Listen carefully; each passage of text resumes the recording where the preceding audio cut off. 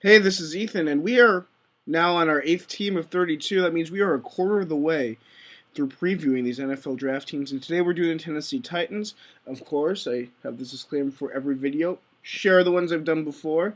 These aren't time sensitive, and I just want to make sure people see as many as they can and that we get the name out there. Things are going really well. I actually got an email from the YouTube administration saying, wow, we're really impressed with the sort of video series you're doing here, and that made me really happy. So let's keep it going and keep sending it to people, keep letting people know. I've seen that there's been some waves made on Twitter, which is awesome. So today, let's look at the Titans. And the Titans, of course, have Bud Adams, who's the owner, and he sort of runs the ship. And Mike Munchak, similar philosophy to Jeff Fisher, comes from the same sort of mindset. I don't think there's going to be much difference there. Mike Reinfeldt is the general manager, and he's been the general manager for the past four drafts for these guys. And he looks all over for talent, though he does skew a little bit Southern in terms of picks. He will stay the course to an extent. And he likes to accumulate picks. He's going to go for BPA in as many situations as possible. And he has a couple of new coordinators on his team in Chris Palmer and Jerry Gray.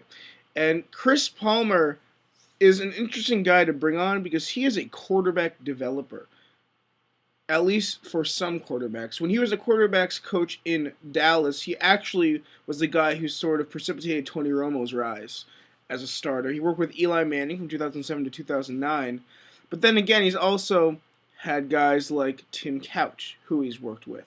Then again, Tim Couch did lead the Browns to the playoffs in 2000. Even though he didn't have a great season, he did lead them to the playoffs. Palmer, of course, has also worked with his namesake Carson Palmer and with Mark Brunell, both young quarterbacks. So a 4-for-5 record isn't that bad for Palmer. It'll be interesting to see what happens with the quarterback position with Tennessee because now that there might not be free agency, Tennessee is one of the teams that I thought could go for a free agent QB. And I think that in general, we're going to see a lot more quarterbacks go toward the top of the draft. And I don't know what's going to happen there. Palmer's going to play to the strengths of his team, so they'll probably let him develop a QB on his own time, but the Titans still need to have somebody capable behind center. Jerry Gray, he's their new defensive coordinator. He should run similar systems to past defensive coordinators in Tennessee, penetrating waves of defensive linemen. Size, not the major issue. Motor and explosiveness are important, and smaller active linebackers and cornerbacks who can play man. Looking at that first round pick, Blaine Gabbert, if he slips, which I don't think he will at this point, has to be considered a possibility just because of the overall need for quarterback in Tennessee and the fact that free agency is right now really up in the air. So he has to be looked at as a possibility. I'm not sure that they would go for a guy like Jake Locker that early in the draft. Ryan Mallett is a possibility because he fits the offense they want to run really well, and we've seen that Bud Adams has been willing to take risks on talent before in terms of taking a guy like Vince Young, who definitely talented guy, marketable, but it's still definitely a risk. So I might actually have Mallett an eensy bit higher than Locker on their potential draft board. But overall, I don't think they'll take a quarterback in the first round. I think there are some other options later in the draft that'd be interesting. Colin Kaepernick, if he's around later in the draft, would make a lot of sense. Remember, offensively, they have these huge vertical threats like Kenny Britt, who can get down the field and can make plays. And Britt's going to be the centerpiece for that offense for the future. And I think that there's a decent chance in the first round they could even pick a guy like A.J. Green or Julio Jones if they slip. So I think that it wouldn't surprise me, especially if they took a wide receiver. But if they have these big vertical threats who can stretch the field, you're going to want a quarterback with the arm to get the ball there. So I think that's a possibility for them to take a rookie quarterback. If not, then maybe they take a big arm guy to develop, or they wait until next year to take a quarterback, and if the season starts, sign somebody off the street to just sort of take snaps while they sort of throw the season. I mean, I'm not exactly sure what's going to happen there. In terms of on the defensive side of the ball, I could see a Nick Fairley pickup. He's a high upside defensive tackle. He fits the scheme exceptionally well. He reminds me a little bit of a smaller Hainsworth in terms of his penetrating ability.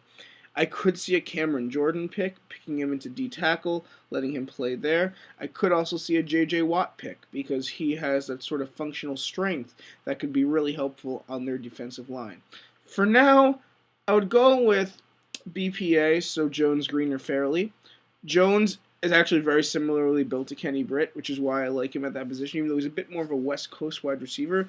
Green is just phenomenal, and if he slips to 8, which a good chance they'll take him, though, I think he'll end up going in the top 7 picks. He's just too talented not to. And Fairley would just be another one of those waves of defensive tackles. A front four anchored by Jason Jones and Nick Fairley would be ridiculously disruptive in terms of getting to the quarterback. So I think that those would be the picks. Right now, my tentative mock draft, I have Nick Fairley being the guy, but I would not be surprised if it was somebody else as well. I think this is probably the lowest that Fairley could slip, though. And I think he's a guy who isn't going to go quite as high as some people expected him to, because he didn't work out exceptionally well. And I think Darius is a bit more enticing for teams looking for scheme-diverse defensive linemen. But Fairley, he did have 1 year production. He was very productive for that 1 year, and I think that he still merits a top 10 pick. Second round, if they go offense, they could go for a defensive tackle or outside linebacker. Drake Nevis fits the bill. And we've talked about how Reinfeldt gambled on character. If Mallett somehow slips to the second round, he could be the guy there. Though at this point, I think Mallett's a first-round pick just because quarterbacks are going to get such a premium in this draft. I think it's a really weird scenario where, since the CBA is so up in the air, teams that may have thought about looking at free agency for quarterbacks may feel a bit more of a push to get quarterbacks in the draft. And I think that teams like Tennessee, even teams like, well, probably a little bit less likely, Arizona, these guys who need quarterbacks but thought, hey, maybe we could sign someone or trade for Kevin Cobb or something like that, they can't do that now.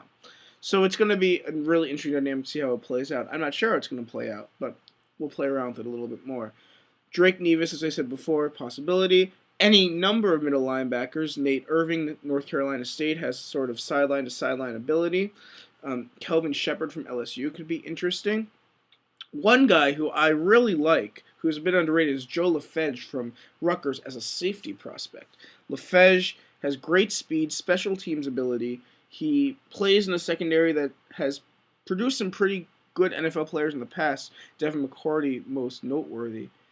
And that's because they have a really cerebral sort of attitude at Rutgers when it comes to the secondary. I actually read an article recently about how the secondary calls in the plays at Rutgers, and it's really, really interesting. So LaFege has that special teams value. He could be a pick in the second round. I would love the Patriots, personally, on a completely biased note, to take Joe LaFege in the draft. I think he's a very good prospect. Rodney Hudson, if they decide to go for an offensive guard position. Oh, about LaFege, I completely forgot about this. We know that they have a relationship with Rutgers because of Kenny Britt, Jason McCourty. So definitely something to look out for. Rodney Hudson in round 2, as I just said, and I'm getting a little bit mixed up now, makes sense. Offensive guard, Florida State.